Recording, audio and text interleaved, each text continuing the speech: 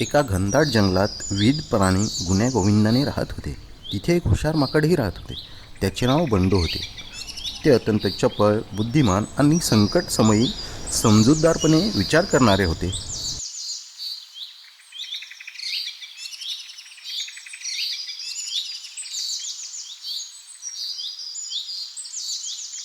एके दिवशी जंगलात एक विचित्र घटना घडली.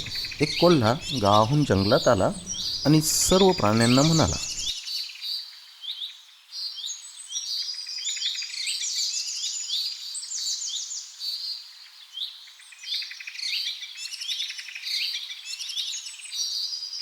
मी तुमच्या मदतीसाठी आलोय.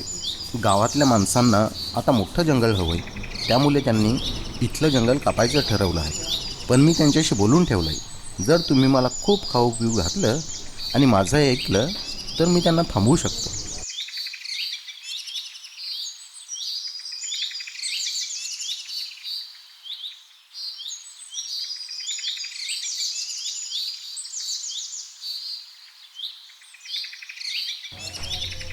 भयभीत प्राणी त्याच्या शब्दावर विश्वास ठेवू लागले.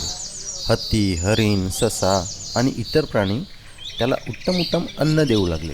पण बंडू माकडाला काहीतरी संशय आला. तो झाडावर उड्या मारत गावाकडे गेला आणि माणसांचं बोलणं ऐकू लागला.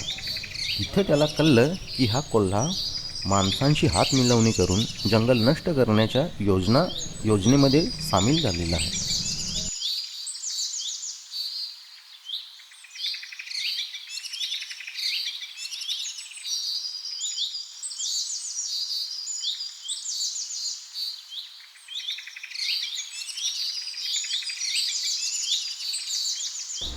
बंडू तत्काळ जंगलात परतला आणि सर्व प्राण्यांना खरी गोष्ट सांगितली.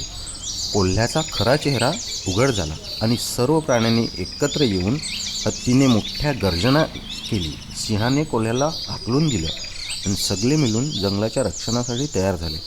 सर्व प्राण्यांनी एकत्र येऊन माणसांना विरोध केला आणि त्यांना जंगल तोडण्यापासून रोखलं. बंडूच्या हुशारीमुळे जंगल आणि त्यातील प्राणी सुरक्षित राहिले.